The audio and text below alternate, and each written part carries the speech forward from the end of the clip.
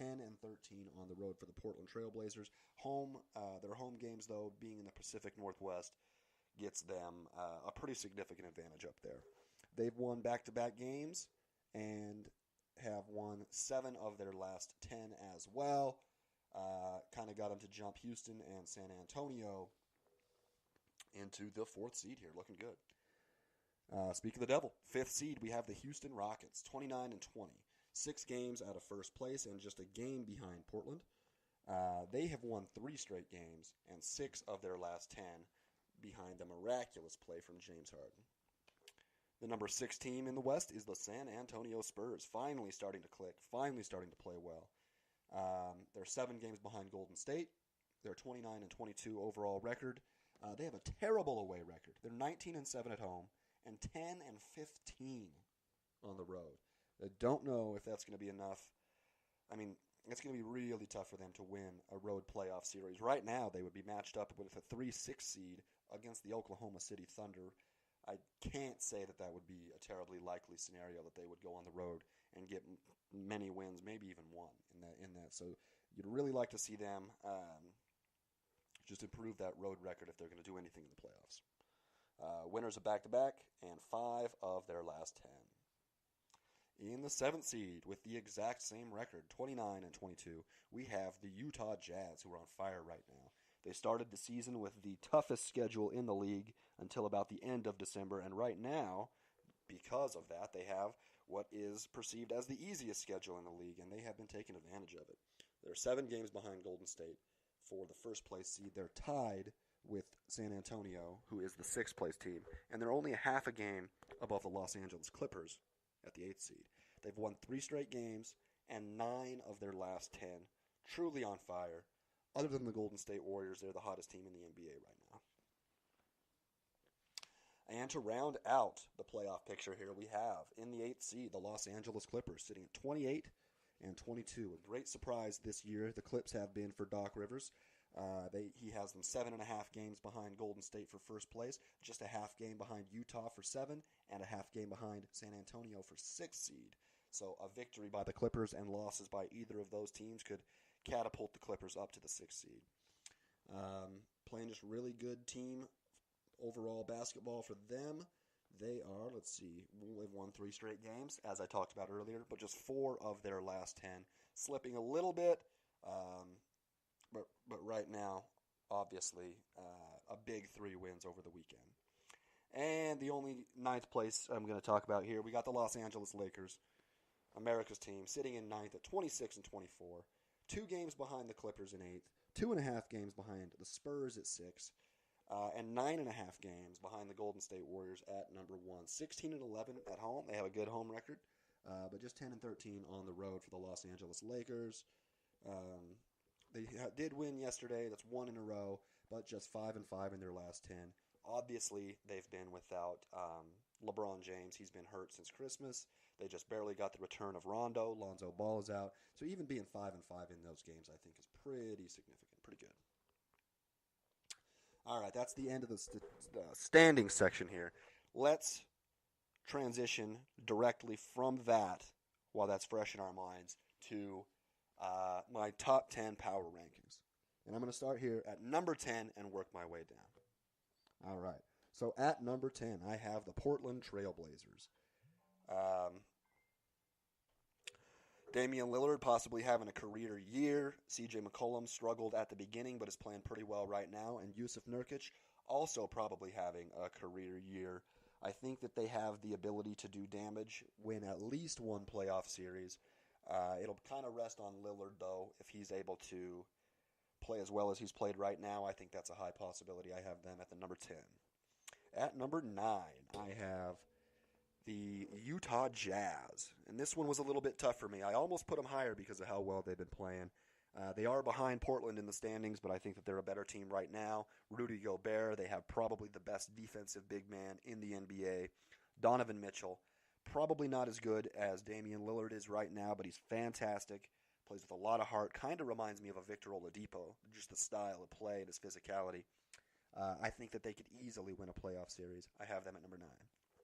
At number 8, I have the Houston Rockets, and it's really just because they can't. They just seem to win games. They beat the Toronto Raptors by 2. They're actually behind Portland too. Portland has a better record than Utah and Houston, but I have Portland below them. I think James Harden is unstoppable. I think that the signing of Fareed is going to be big because when Clint Capella comes back, Fareed can come off of the bench and provide that same spark that he's been providing right now, just against a lesser quality of competition. Chris Paul just got back. Eric Gordon is having a pretty tough year, but Eric Gordon is one of the better shooters in the NBA, one of the better scorers, too, when he actually gets his chance to shine.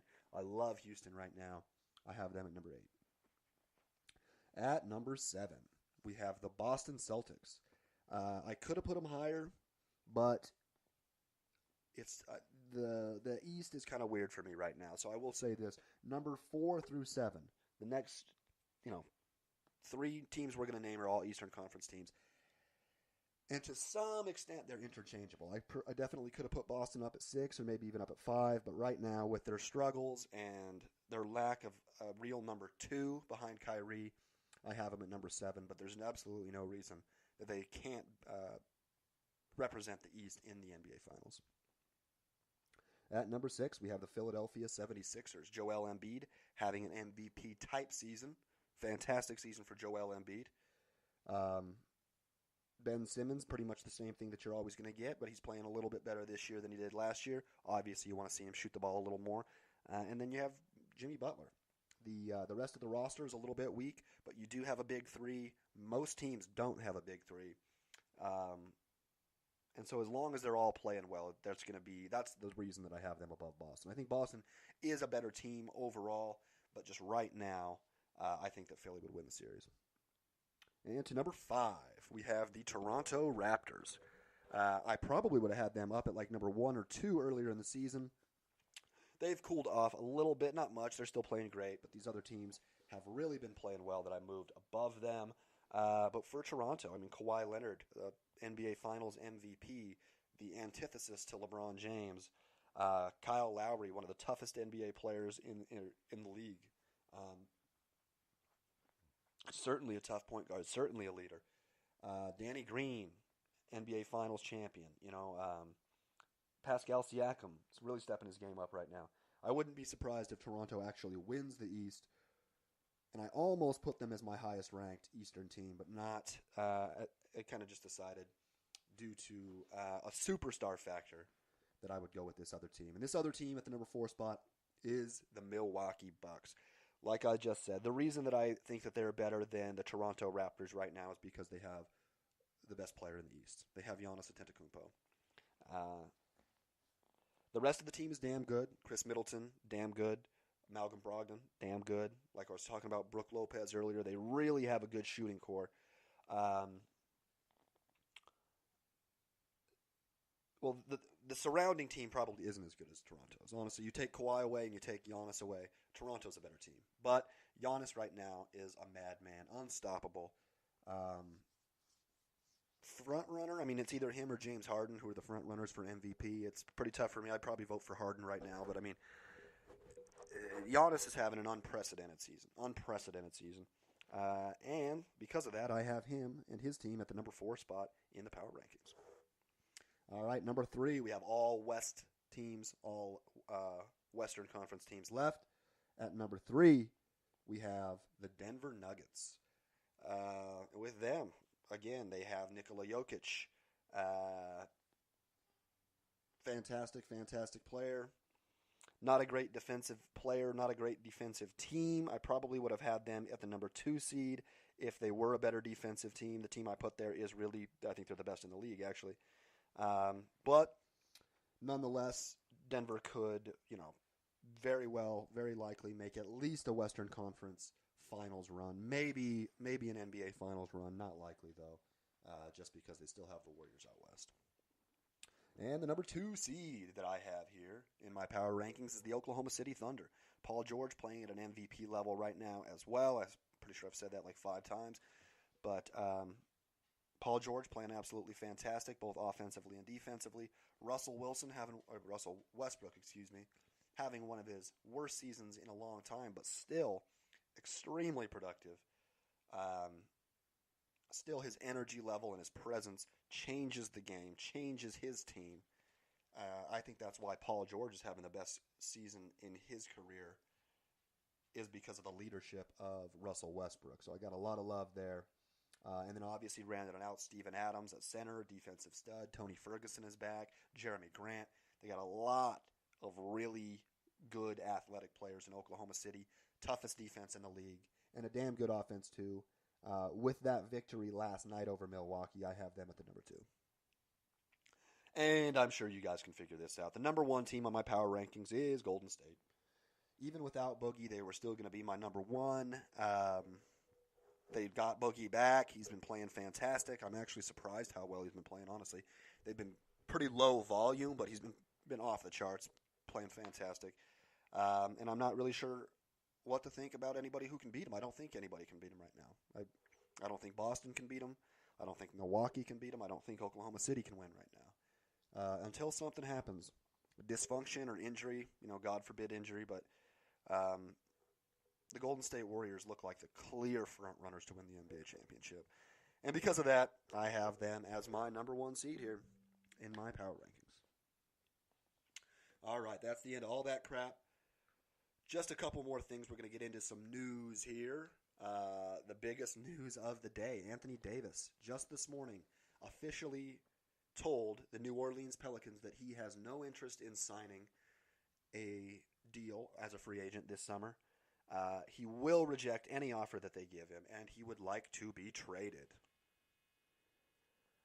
The main picture here is a picture of him standing next to LeBron James. Apparently, the Lakers have already offered Lonzo Ball, Brandon Ingram, Contavious Caldwell-Pope, and a first-rounder from this season, which would probably be around like a 15 or 16, 18 pick, for Anthony Davis. So far, there's been no move. Apparently, it's going to take more. Word is that the Pelicans would like to see Kyle Kuzma, of course. Kyle Kuzma right now is the second best player in L.A. As part of the deal. And if I was the Lakers, I probably would do it.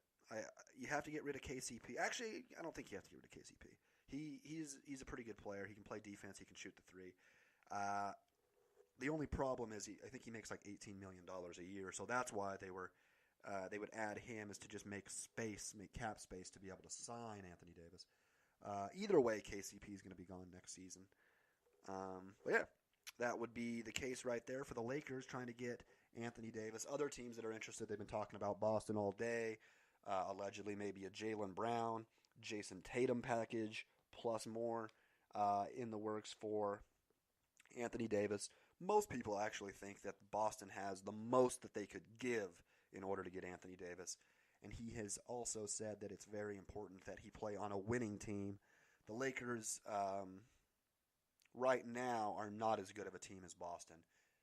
However, I mean, LeBron and Anthony Davis, if they were on the same team, I think that second place in the West would be about the lowest they could possibly finish. But we'll kind of see how that goes. A lot of interesting stuff there, though. The Anthony Davis trade would be really, really interesting. It's official, though. He is going to leave the New Orleans Pelicans. Another thing here, if they do make the trade, the Lakers are talking pretty seriously about bringing in Carmelo as like a sixth man. If anything, just because they need the roster spots filled. If you're going to trade 3 roster spots for 1 roster spot, you're going to have to either pull some people up from the G League, Andre Ingram, something like that, or you're going to have to sign players that are free agents. Carmelo, obviously one of LeBron's best friends, still can shoot, can't play defense to save his life, but still could possibly have an impact for the Lakers. I think that the Rockets probably cast him aside a little bit earlier than I would have. But we'll see. We'll see what happens with the whole Anthony Davis situation. That is obviously the catalyst. Where Anthony Davis goes will change the landscape for everybody else. Yeah, I'm going to leave it at that. This has been the longest NBA Today I've ever done. 45 minutes. Mondays have been a bitch. Maybe I should do something a little bit different, make it not as long. But it was fun. I hope that everybody enjoyed it. I hope that you guys enjoy some NBA today and tomorrow. I'll be back tomorrow again with another episode of NBA Today.